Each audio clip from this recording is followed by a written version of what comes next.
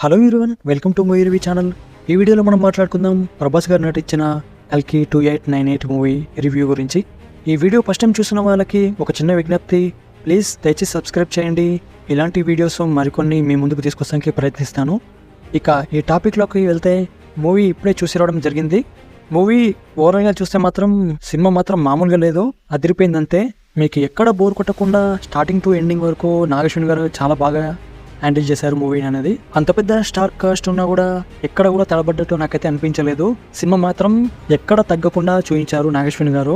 Cinema మాత్రం వేరే లెవెల్లో ఉంటుంది. స్టార్టింగ్ నుంచి ఎండింగ్ ఇంకో 20 నిమిషాల్లో అయిపోతుంది అనగా, అప్పటిదాకా ఒక లెక్క ఉంటే ఎండింగ్ 20 నిమిషాలు ఇంకో లెక్క ఉంటుంది. అప్పుడు ఫ్యాన్స్ అందరూ చొక్కాలు చింపుకునేంత హై ఫీస్ట్ ఉంటుంది అక్కడ. ఇక ఈ సినిమాలోని క్యారెక్టర్ల గురించి మాట్లాడుకుంటే, మెయిన్ గా ఈ సినిమాకి మెయిన్ పిల్లర్ అశ్వత్థామ క్యారెక్టర్. అది ప్లే చేసింది మన అమితాబ్ బచ్చన్ గారు.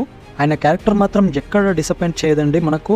ఆయన స్టార్టింగ్ ఆయన కనిపించినప్పటి నుంచి వచ్చి ఎండింగ్ వరకు ఎక్కడ డిసప్పాయింట్ చేయకుండా ప్రేక్షకుల్ని ఎంగేజ్ చేస్తూనే ఉంటుంది ఆ క్యారెక్టర్.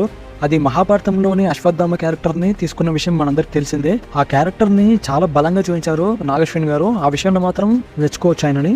అశ్వత్థామ క్యారెక్టర్ మాత్రం స్టార్టింగ్ కి ఎండింగ్ వరకు ఒక మెయిన్ ప్లేస్ గా చెప్పుకోవచ్చు. ఆ క్యారెక్టర్ లేకపోతే అసలు సినిమానే ఉండదు, అలా ఉంటుంది ఆ క్యారెక్టర్. ఇక ఆ తర్వాత దీపిక పదుకొన్ గారి గురించి మాట్లాడుకుంటే, ఆమె క్యారెక్టర్కి ఆమె జస్టిఫై చేశారు. మిగిలిన వాళ్ళందరూ వాళ్ళ క్యారెక్టర్స్కి బాగానే ఒదిగిపోయారు. దీంట్లో కొన్ని క్యామియోస్ ఉన్నాయి, అవేంటో మీ అందరికి ఆల్రెడీ ముందే తెలుసు. అవి సినిమాలో చూడండి, నేను ఇక్కడ ఏం రివీల్ చేయదలుచుకోలేదు. ఇక మన విలన్ కమల్ హాసన్ గారి గురించి మాట్లాడుకుంటే, ఆయన గురించి మనం చెప్పుకునేంత పెద్దలం కాదు. ఎందుకంటే ఆయన నటనలోనే పెట్టింది పేరు. ఆయన సూపర్ యాస్కెన్ అనే పాత్రలో ఒదిగిపోయారు. ఆయన క్యారెక్టర్ ఎక్కువసేపు లేదు, బట్ ఉన్నంతసేపు అయితే ఇంపాక్ట్ అయితే చూపించింది స్క్రీన్ మీద. అది బాగా గమనించవచ్చు మనం. అండ్ నాగేశ్వరి గారి గురించి మాట్లాడుకుంటే, ఆ వరల్డ్ బిల్డ్ అనేది చాలా బాగా చేశారు ఆయన. అండ్ స్టోరీ అనేది కూడా మహాభారతం నుంచి వచ్చి ఇన్ఫ్లుయెన్స్ అయ్యి తీసుకున్నారు ఆయన. ఆ స్టోరీని తీసుకోవడం మాత్రం బ్రిలియంట్ అని చెప్పొచ్చు. ఈ మూవీ మహాభారతం నుంచి స్టార్ట్ అయ్యి ఫ్యూచర్లో ఎండ్ అవుతుంది. అలాగే ఫ్యూచర్ వరల్డ్ కూడా చాలా బాగా డిజైన్ చేసుకున్నారు నాగేశ్వరి గారు. ఆయన డైరెక్షన్ మాత్రం సూపర్ అని చెప్పుకోవచ్చు.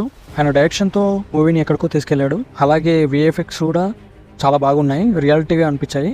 అలాగే కెమెరా వర్క్ కూడా చాలా బాగుంది. అలాగే బ్యాక్గ్రౌండ్ బీజిఎం కూడా చాలా బాగా అనిపించింది. కరెక్ట్ టైంలో ఎలివేట్ అయ్యాయి అవి. ఇక ఈ సినిమా స్టార్టింగ్ నుండి క్లైమాక్స్ వరకు ఒకలాగా వెళ్తుందని మాట్లాడుకున్నాం కదా. అసలైన ట్విస్ట్ క్లైమాక్స్లోనే ఉంటుంది.